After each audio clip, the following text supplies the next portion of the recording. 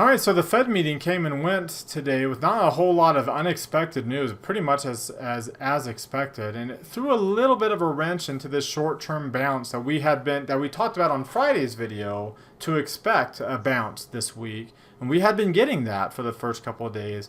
A little bit of a even up to the press conference today, we got to the highs of the week, but then a little bit of a decline into the end. Did that change things up? Is that as much of a bounce as we're going to get? So I'm going to break that down with these technical indicators and what to expect going into the rest of this September expiration week, and then coming out of that expiration. And we're going to talk about that intermediate pullback, as I mentioned on my stock charts a segment that I did on the final bar with Dave Keller. We're going to talk about that intermediate pullback that's still looming out there, when and how that can occur. And then how can we trade in between, all right, in between those short-term expectations and when that pullback may eventually occur. So let's go ahead and get started. Today is Wednesday, September the 16th, 2020. This is the Market Outlook from MarketScholars.com. My name is David Settle. All right, well, let's start off taking a look at the S&P 500 with the market forecast indicator here. As you can see, down day today, reversing kind of the positive gains of the last couple, well, at least yesterday's gains.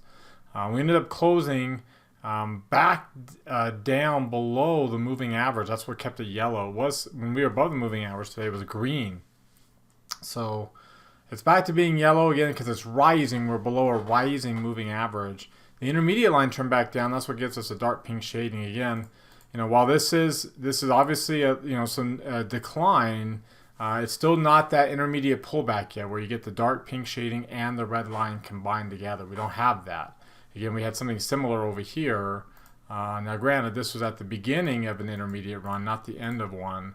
Over here, we were just starting a new intermediate rally, and we had this kind of pullback here, where we didn't get the combination of dark pink shading and a red line, and then we just kept going all the way through into this very long extended rally. So this time it's at the end of an intermediate run rather than the beginning of one.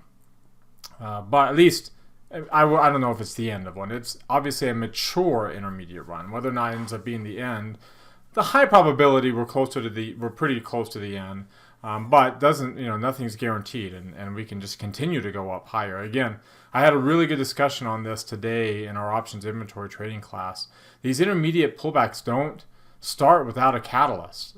So if we don't get a catalyst, we can go 6-7 months. Now, usually you don't see that, and that's very extreme if we go that far. And it is the very, very low likelihood of that happening, but it's not a 0% likelihood.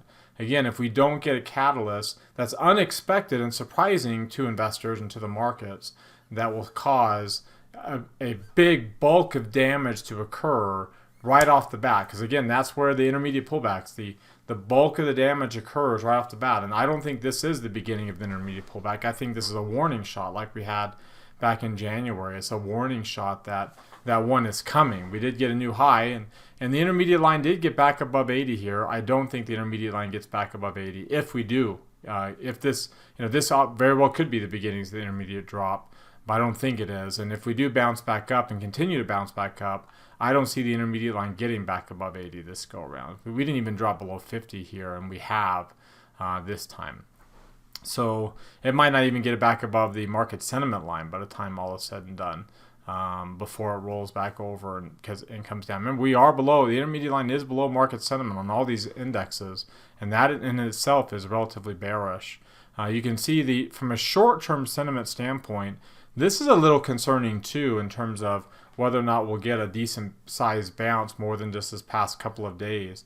The near-term line has come down. It's not below 50, but that would be a bearish high point. It'd be an obviously lower high, much lower high, and very likely that we would end up getting a lower low, in which case most likely would be the intermediate pullback at that point, at the beginning of one. And it would occur, just like I mentioned on Friday, if we drop through here, we would drop hard, like well through the 23% retracement level in a matter of a day or two. And again, most likely coincident with some catalyst that would spark that.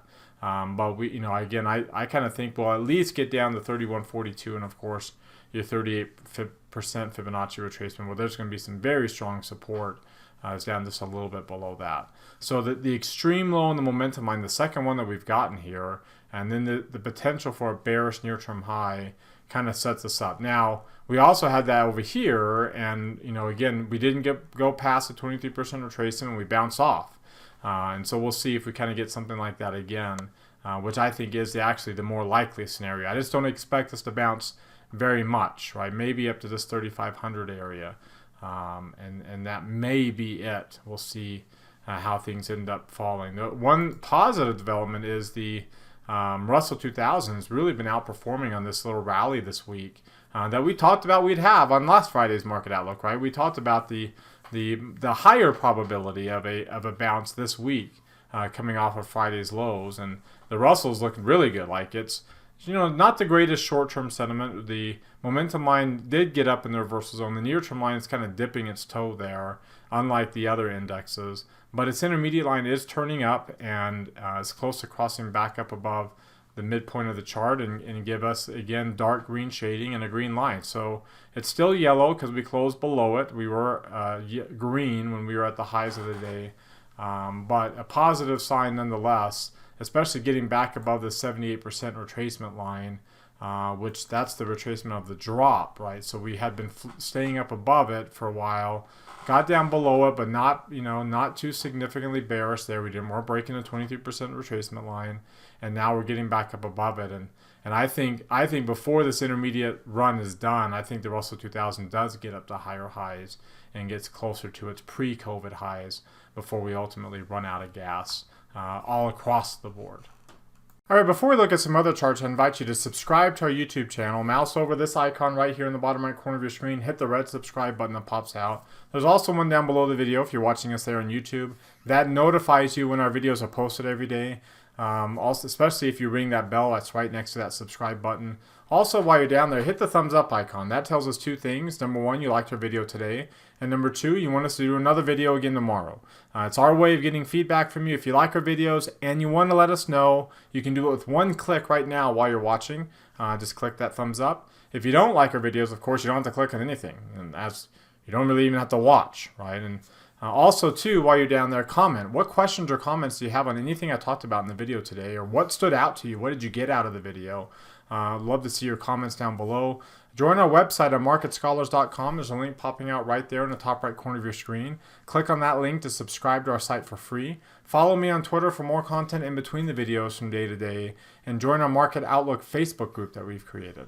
All right, if you're watching us on our blog, of course, check out some of these other things. As I always mention every Market Outlook that I do this Market Outlook live video at 3:30 Eastern Time. I already did it today. We already put today's trade idea on.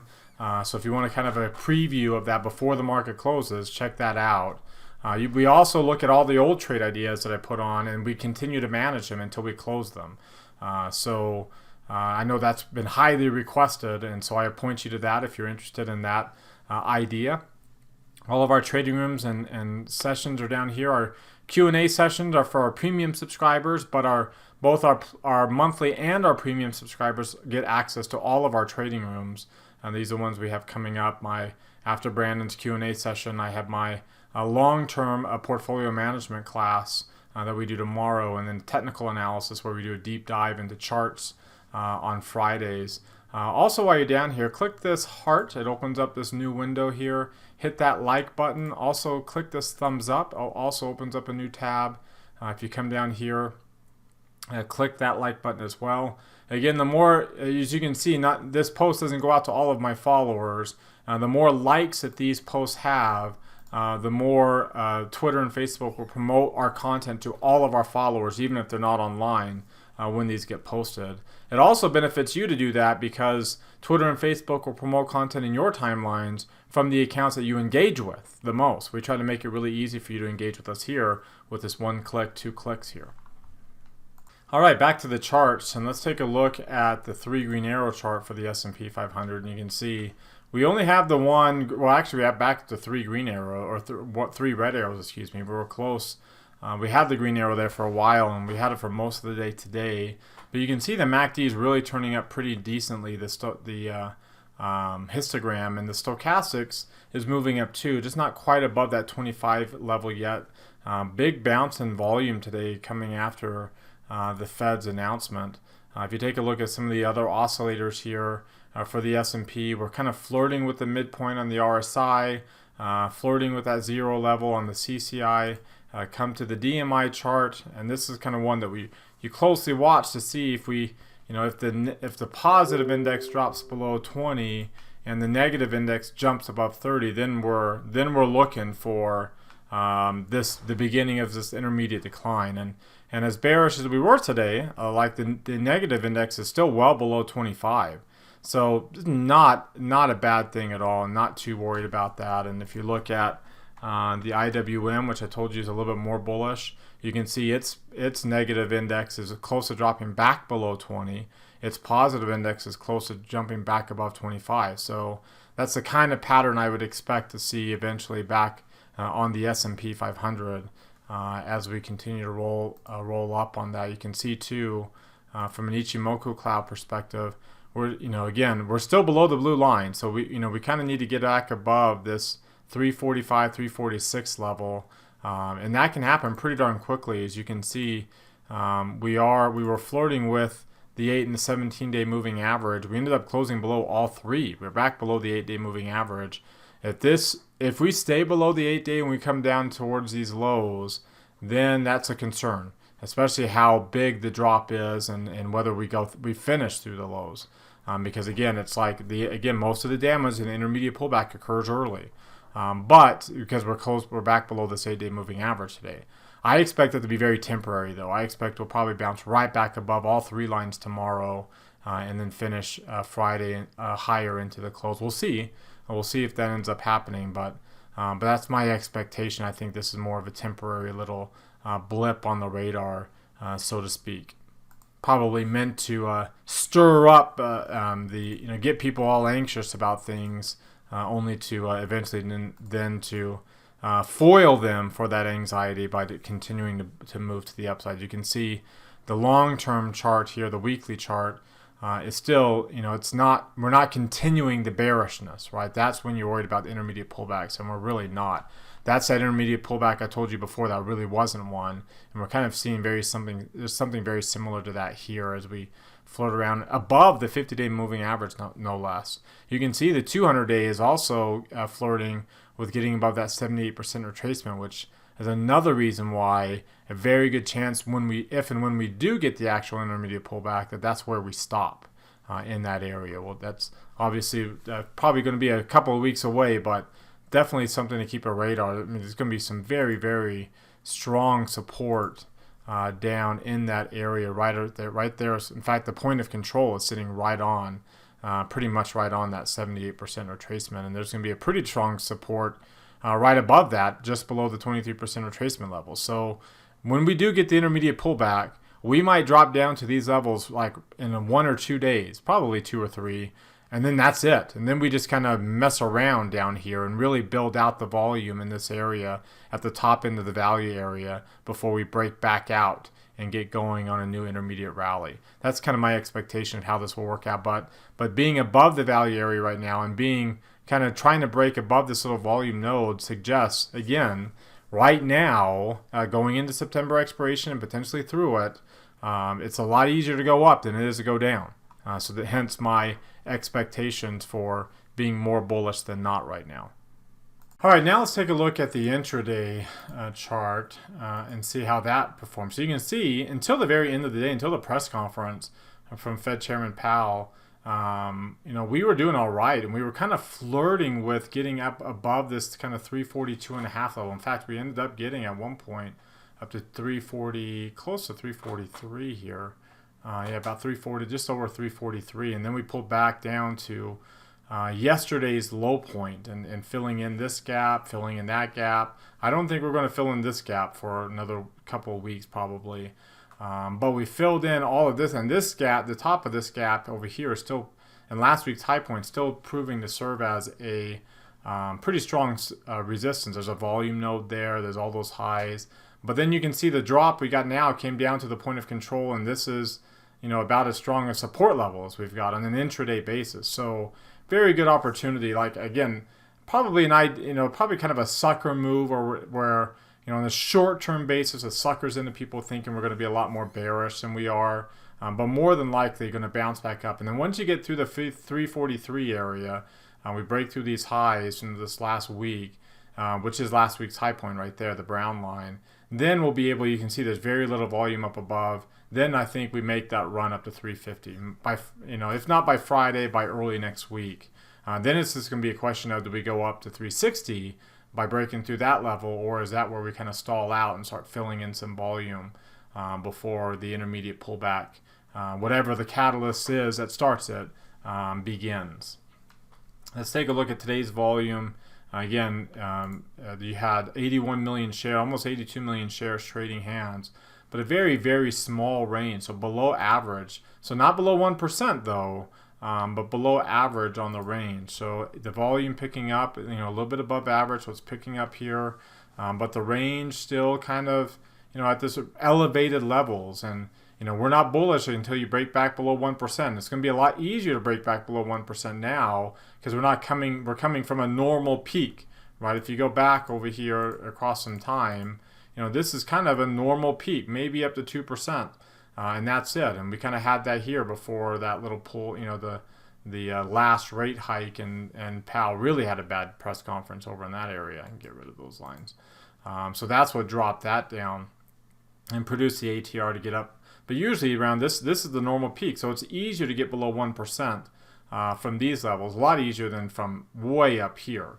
And so that's kind of the expectation here. So we'll see. We'll probably still flirt around with this 2%, maybe a little bit higher, like we did right here during that pullback, when we get our real pullback. But then we'll be able to get a good run coming out of that. And that it might not happen until once there is some clarity with the election, no matter who wins. Once there is some clarity, that might be what it takes to eventually get the bullish trend starting again. It doesn't mean that we can't bounce off of that before, but it might, by the time the trend actually starts and we break through some highs and really get going, it might take some clarity on that election to really provide the fuel momentum for the next intermediate leg higher, not just a 1 or 2 week move higher like I'm expecting right now, but more of a multi-month leg, even if it's more like the normal 1 to 3 month legs that we typically get, not this 5-month run that we've had up to this point. So finally, let's take a look at volatility. You can see it's remaining at elevated levels, especially on the NASDAQ. The NASDAQ is still pretty darn high. Give it a second here to pop up. In fact, let's go to the daily chart. You can see it's bouncing back up, and again, I don't know necessarily like it will bounce back up to 40, and it's at 35 right now. But it's not. We're not starting a bullish trend right now. We're not dropping to extreme lows, whether it's on the VIX or VXN. We're still staying at elevated levels. So it's telling you to be cautious. Don't load up here on a bunch of new bullish trades with high deltas and lots of risk. I just take it easy. Give yourself flexibility, as you'll see with our trade idea later today and what we've been doing. Give yourself some flexibility and take advantage of the high volatility, relatively high volatility, like we will with our trade idea today. All right, so take a quick pause here just to summarize that technical outlook that I have. Again, we are still in bounce mode, even with today's little decline. I think today's little decline was mainly meant to kind of see whether or not people will get a little bit more bearish, especially with with the big FANG stocks declining. It's brought up, and we'll talk more about this in a minute, but it's brought up this idea of this great rotation trade again. It's like every time there's a little bit of a sell-off in tech stocks relative to everything else, it's the great rotation starting, and this is like the 10th time since the March low point, or however many times that we've had that discussion, and every time after a few days of that being the topic du jour, these tech names just take right back off again. And that's again what you would expect to happen. This is the leadership. It will lead us in the upward moves, it will lead us in the downward moves, and when it doesn't, like in June when we went, when we finished that little run before we had some weakness there, the those small cap industrial, financial, energy areas led us up. If that continues to be the case again for the next week or two, then we'll definitely know that we're at the end of the intermediate rally, because that's typical. Again, it won't be a great rotation trade. It will just be the fact that the market's kind of looking to catch up. It's a little bit of a catch-up trade, and once the catch-up trade is done, then we'll have weakness, more than likely weakness across the board. So what do you think? Do you agree with that assessment? Do you disagree? Let me know in the comment section below, especially if you disagree. What are you seeing that suggests why you're either a lot more bullish or a lot more bearish than I am? All right, now let's get back to these charts and talk about what's driving the price action here today. Let's take a look at just this week so far. We'll come down here to September and take a look at the week that has been so far, and you can see real estate's been doing very well here on the last little bit. But look at small caps. Look at that outperformance, up almost 4% during this rally here this week with that big opening gap on Monday and things. And even with the pullback here, the S&P is still up almost 1.5% for the week. That's still a pretty decent gain. Emerging markets doing well. Commodities are doing well, outpacing gold. And you can see long-term bonds are down. The dollar is down. So despite this little weakness here, especially kind of most of it right now, we were at the highs of the week in the S&P before this little late decline. Despite that little weakness, it's actually kind of a risk-off day. High yield outpacing treasuries, even though they're not doing the greatest, but still outpacing treasuries. So this is, aside from real estate being so strong, everything else is showing that this is pretty risk on. And again, I would expect that to be the case going forward from here. You can see the yields that that's been a big factor for us. In terms of one of the main things that's driving price action is this increasing yield situation, and the Fed talked about that today, about the idea that they'll let inflation get back up to higher levels. And stay at higher levels for longer before they start to raise rates again. So that might not raise short-term rates very much, but the higher inflation expectations can definitely start to raise them on the long-term basis here. There's not very much of a gap. These yields have been down so low. If you consider, going back to, let's go to the long-term chart here. And you go back a little bit further to the last time we were in a zero interest rate policy coming out of this recession here. Here, let's go to the 10-year yield right over here. So at the lowest point, when the Fed dropped rates to zero, at the lowest point, you can see the 10-year note was still at 2.25% or 2.5%, or close to 2.5%. And then we had a zero interest rate policy all the way over here. We were around 3%, 300 basis points above. So just because rates are down to zero now on the overnight basis, again, doesn't mean, as you can see over here, that the 10-year note has to be. The big difference between now and then, of course, is with the inflation expectations. If I were to go back out here, there's the recession. There, again, coming off of those lows, when we were around 2.5%, 3%. Inflation expectations were above 2.5%, close to 3% themselves. And these are long-term forward inflation expectations.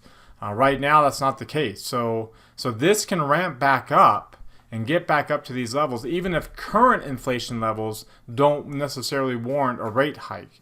And rates can continue to move higher. And I actually expect that they will, that this will continue to make its run up at least to the 200-day moving average, which is just barely below the 1% mark, and fill in this gap here. As you can see, what that will mean on the ETF, which is actually the one that tracks it closer as IEF. You break down this level. Look at that. This is rising yields. So you break down below this point of control, there is literally no volume down here because we went up so quickly on the COVID, and we're still at pretty much COVID high points, even though the stock market is actually well off of those lows. The bond market is still really darn close to those highs and built up a lot of volume in this area and with very little volume below it. So again, and this is where stocks, this is the pre-COVID highs for stocks. So you can see where bonds can get to very, very quickly, which would mean a very significant rise in yields, which would coincide with more bullishness. So definitely a tailwind, a potential tailwind. It's kind of like, it's building up a lot of potential energy, and at some point in time, and I don't think it will happen before September expiration. I don't think it will happen the first week after. But after this little, once we get finished with our intermediate pullback and we kind of fiddle around this area, all that potential energy is going to turn into active energy, and we're going to really drop pretty sharply here because there's going to be nothing to hold it up, and that will be coinciding with a new intermediate leg higher, in my opinion, on risk appetite, led higher by, again, what's been leading us higher this whole time and has been leading us higher for years, and that's the QQQ. If you go back to this chart I've been showing you here so much, and I might have to pop back and refresh this page here. Let me refresh this. So here's the, let me go back all the way. I don't know why it shifted back on me here, but let me go back to where this started. Again, we've been trending higher. Like the Qs have been outpacing the small cap index, which is more representative of the broader economy, for a long time. This move that we've had recently is not new. We've been having it, and I would expect that we'll continue to have it until we get up into this 2 area. And then once we're up there, you can see that's when things will really start to flip to the downside on the RSI, on the CCI getting down, to these levels, and of course the PPO really getting down. By the beginning of 2001, we were significantly bearish there. But before 2001, you can see when the RSI finally broke down and we got bearish. That's going to occur in a real bear market. So I know a lot of people are talking about the great rotation when we're going back into these industrials and financials and energy, these really small cap names. We don't want that, because if we do get a great rotation, we break this 40 level on a longer basis. The last time we did was an election.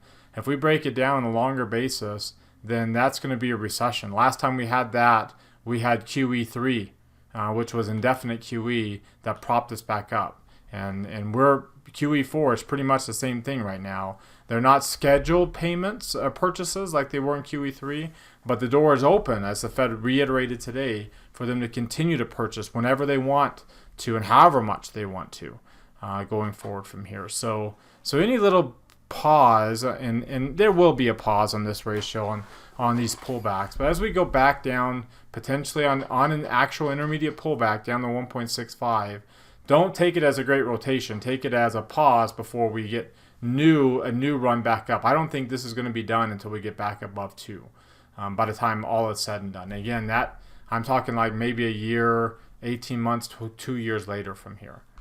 All right, now let's take a look at the sector rotation, and we'll take a look here again at just this week so far. So we're in September, right there we go.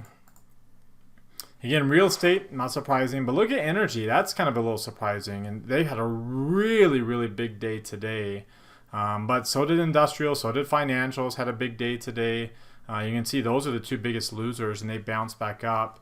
Again, catch-up trade, right? They've had a little bit of a catch-up trade. In fact, if you just look at just today alone here, they're the biggest winners, industrials. And remember, we saw this in June, when we don't want this to be a sustained leadership group for the market. Those are the smallest sectors in the S&P. If they continue to be the sustained leadership of the market, then the market's, from a breadth standpoint, it's not going to be very good.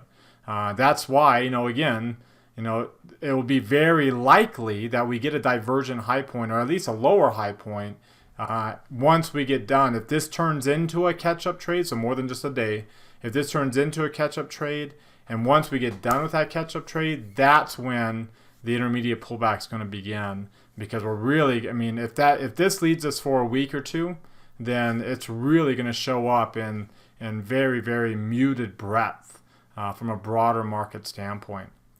You can see our previous leadership, look how weak they are.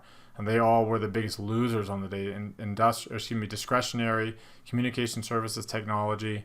It's not good for previous leadership. Now, again, that can sustain itself for a week or two, right? But not for a new intermediate leg higher. So this isn't the beginning of a new intermediate leg higher with new leadership in this great rotation. This is a catch-up trade that could be signaling to us that while we might have some more days left to it, we might that might be the end. This that once this is done, that might be the end of this 5-month-long intermediate rally as we diverge up to potentially higher highs with very, very weakening breadth, with these very small sectors leading the way higher.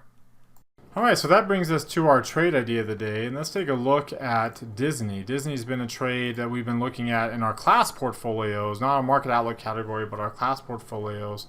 That's finishing here in September. We had a good iron condor trade working out for us there, but you notice, it had its own intermediate pullback here. Even if it was brief, it got down to its 38% retracement. You got dark pink shading in a red line. And then we tried to start this new intermediate run, but we really weren't able to get it going, even though we were above 50 here. But we weren't able to get the dark green shading in the green line for a good extended period until we had its earnings. And since its earnings, it's had a nice little good run. It's got a little bit of a light pink shading yellow line pattern. Even if we didn't quite get the yellow line, we didn't close below the 30-day moving average, but that's a good bullish pattern nonetheless. The intermediate line, despite the pullback, despite the light pink shading, is still above its market sentiment line, and short-term sentiment is improving from these oversold levels. So there's a good opportunity from a market forecast perspective for Disney to start to bounce here.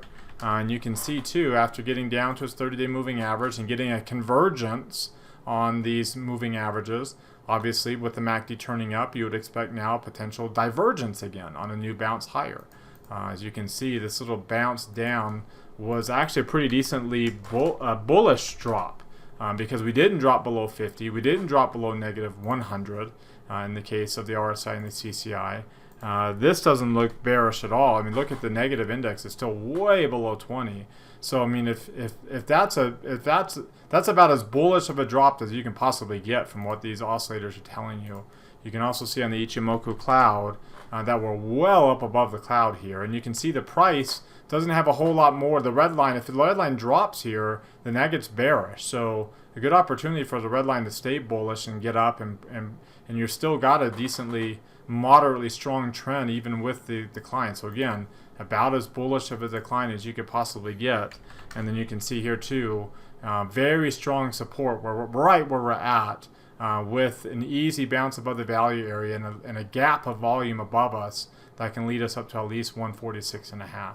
So not a whole lot of upside potential, especially if we do get any intermediate weakness in the broad market, but it does set us up for the opportunity here to do a bull put spread.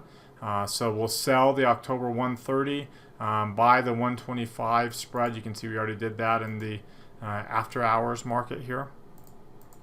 And there's the September trade. So let's go ahead and just close out and just look at the October here. There's our September condor. It's close to finishing.